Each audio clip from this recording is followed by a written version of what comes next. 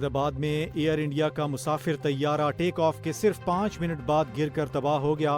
Boeing 787-8 dream lines پرواز AI-171 London کے لیے روانہ ہوئی تھی، جس میں 232 مسافر اور عملے کے 12 ارکان سوار تھے۔ طیارہ BJ میڈیکل کالج کے احاطے میں ڈاکٹروں کے ہاسٹل پر گرا، جس سے 3 ڈاکٹر ہلاک اور 45 زخمی ہو گئے۔ حادثے میں جہاز پر سوار تمام 242 افراد کے ہلاک ہونے کی تصدیق ہو چکی ہے۔ پائلٹ کیپٹن سمت سبروال اور فرسٹ آفیسر کلائیو کندر نے ٹیک آف کے فوراً بعد میڈے کال دی، مگر ایئر ٹریفک کنٹرول سے کوئی جواب نہ آیا۔ حادثے کی تحقیقات شروع کر دی گئی ہیں، جبکہ وزیر اعظم نریندر مودی نے امدادی کارروائیوں کا حکم دیا ہے۔ وزیر اعظم شہباز شریف نے بھارتی شہر احمد آباد میں ایئر انڈیا کے مسافر طیارے کے المناک حادثے پر گہرے دکھ اور افسوس کا اظہار کیا ہے۔ انہوں نے سوشل میڈیا پر اپنے بیان میں جاں بحق افراد کے اہل خانہ سے تعزیت اور زخمیوں سے ہمدردی کا اظہار کیا۔ وزیر اعظم کا کہنا تھا کہ ہماری دعائیں اور نیک تمنائیں اس دل سوز حادثے سے متاثرہ خاندانوں کے ساتھ ہیں۔ سابق وزیر اعظم نواز شریف، خواجہ آصف اور بلاول بھٹو نے بھی واقعے پر افسوس کا اظہار کرتے ہوئے لواحقین کے ساتھ اظہار تعزیت کیا۔ قومی اسمبلی اور سینٹ سیکریٹریٹ نے وضاحت دی ہے کہ اسپیکر قومی اسمبلی اور چیئرمین سینٹ نے خود اپنی تنخواہیں نہیں بڑھائیں۔ ذرائع کا کہنا ہے کہ یہ منظوری براہ راست وفاقی حکومت اور وزیر اعظم کی جانب سے دی گئی ہے۔ وزارت پارلیمانی امور نے تنخواہوں اور مراعات میں اضافے کا نوٹیفیکیشن جاری کیا، جبکہ اسپیکر اور چیئرمین کی تنخواہوں میں اضافے کا اختیار صرف وفاقی کابینہ کے پاس ہوتا ہے۔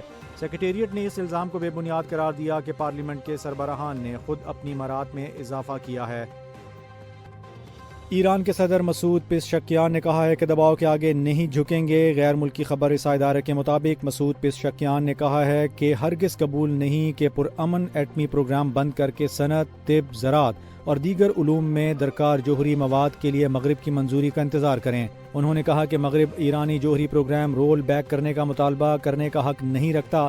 دوسری جانب ایرانی وزیر دفاع عزیز ناصر زادے نے کہا ہے کہ جوہری معاہدہ نہ ہونے پر امریکہ نے حملہ کیا تو بغیر ہچکچائے خطے میں موجود تمام امریکی اڈوں کو نشانہ بنائیں گے۔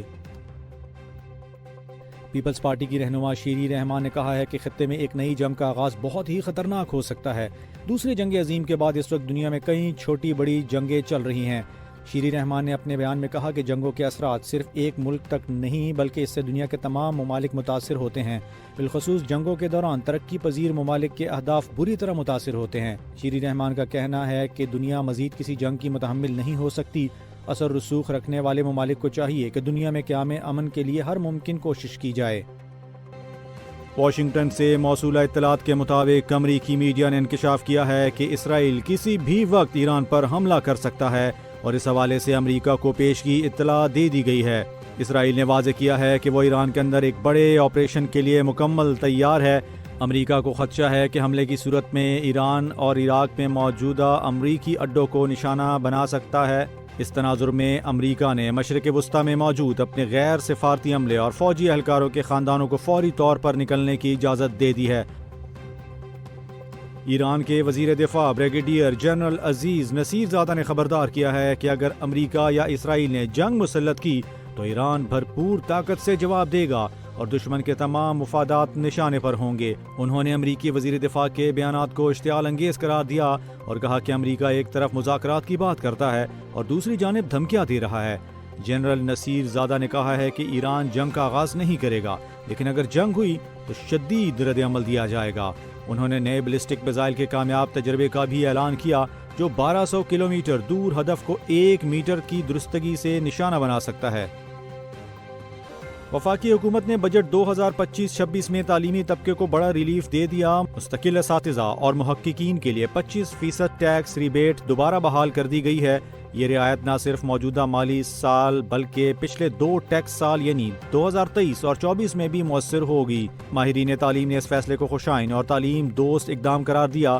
ان کے مطابق اساتذہ اور محققین کو درپیش ٹیکس بوجھ میں کمی سے تحقیقی سرگرمیوں کو فروغ ملے گا اور علمی ترقی کی راہ ہموار ہوگی۔ FBR کے سینئر آفیسر نے اسے ایک تاریخی پیش رفت قرار دیا ہے، خاص طور پر ان افراد کے لیے جو عرصے سے پالیسی سازوں تک اپنی آواز پہنچانے کی کوشش کر رہے تھے۔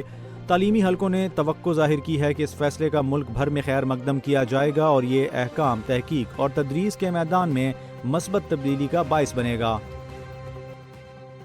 عید الاضحیٰ پر ریلیز ہونے والی رومانوی کامیڈی فلم لو گرو نے باکس آفس پر تہلکہ مچا دیا۔ ہمایوں سعید اور مائرہ خان کی اس فلم نے صرف پاکستان میں 12 کروڑ روپے کا بزنس کیا، جبکہ دنیا بھر سے مجموعی آمدنی 28 کروڑ روپے تک جا پہنچی ہے۔ یہ فلم دی لیجنڈ آف مولا جٹ کو بھی کمائی میں پیچھے چھوڑ چکی ہے۔ ندیم بیگ کی ہدایت کاری میں بننے والی اس فلم کی کہانی واسع چودھری نے لکھی ہے اور ہمایوں سعید نے نہ صرف اسے پروڈیوس کیا بلکہ مرکزی کردار بھی نبھایا ہے۔ فلم میں ایک فرضی لو گرو اور ایک آرکیٹیکٹ لڑکی کے درمیان دلچسپ محبت کی کہانی پیش کی گئی ہے۔ کولمبیا کے دارالحکومت بوگوٹا کے قریبی علاقے سے دریافت ہونے والے 6000 سال پرانے انسانی ڈھانچوں نے سائنسدانوں کو حیران کر دیا۔ ماہرین کا کہنا ہے کہ ان افراد کا ڈی این اے موجودہ یا سابقہ کسی بھی انسانی نسل سے مطابقت نہیں رکھتا، جس سے پتہ چلتا ہے کہ یہ ایک بالکل ناپید نسل تھی جو زمین سے مکمل طور پر مٹ چکی ہے۔ یہ انکشاف معروف سائنسی جریدے سائنس ایڈوانسز میں شائع ہوا ہے۔ تحقیق سے اندیا ملتا ہے کہ کولمبیا میں ایک ایسی منفرد انسانی آبادی موجود تھی جو وقت کے ساتھ ختم ہو گئی۔ محققین اس دریافت کو انسانی تاریخ کے لیے ایک نیا دور کھلنے کے مترادف قرار دے رہے ہیں۔ آئی سی سی ٹیسٹ چیمپئن شپ فائنل کے دوسرے روز آسٹریلوی کپتان پیٹ کمنز نے شاندار کارکردگی دکھاتے ہوئے جنوبی افریقہ کے خلاف 43 سالہ ریکارڈ توڑ دیا۔ تاریخی لارڈز گراؤنڈ میں پیٹ کمنز نے صرف 28 رن دے کر 6 وکٹیں حاصل کیں اور فائنل میں سب سے کامیاب بالنگ کرنے والے کپتان بن گئے۔ وہ اس کارنامے کے ساتھ لارڈز میں دوسرے فاسٹ بالر کپتان بھی بنے جنہوں نے 6 وکٹیں حاصل کیں۔ اس سے قبل 1982 میں انگلینڈ کے باب وسل نے بھارت کے خلاف 101 رنز دے کر یہی کارنامہ انجام دیا تھا۔ پیٹ کمنز نے اپنی اس شاندار بالنگ کے ساتھ ٹیسٹ کیریئر کی 300 وکٹیں بھی مکمل کر لیں۔ پاک بھارت کشیدہ صورتحال کے باعث ایشیا کپ 2025 کی میزبانی بھارت سے واپس لیے جانے کا امکان ہے۔ میڈیا رپورٹس کے مطابق بھارت کو رواں برس ایشیا کپ کی میزبانی کرنا تھی، مگر چیمپئنز ٹرافی میں بھارتی ٹیم کی عدم شرکت کے بعد پاکستان بھی اپنے میچز نیوٹرل وینیو پر کھیلے گا۔ ستمبر میں شیڈول ایونٹ کو متحدہ عرب امارات منتقل کیے جانے کا امکان ہے، تاہم بھارت میزبان برقرار رہے گا۔ ایشیا کپ اس بار T20 فارمیٹ میں 2 ہفتوں پر محیط ہوگا، جس میں 19 میچز کھیلے جائیں گے۔ توقع ہے کہ ایشین کرکٹ کونسل جلد ٹورنامنٹ کے مستقبل سے متعلق اعلان کرے گی۔ علاوہ ازیں پاکستان، افغانستان، UAE کے درمیان 6 ملکی سیریز پر بھی بات چیت جاری ہے۔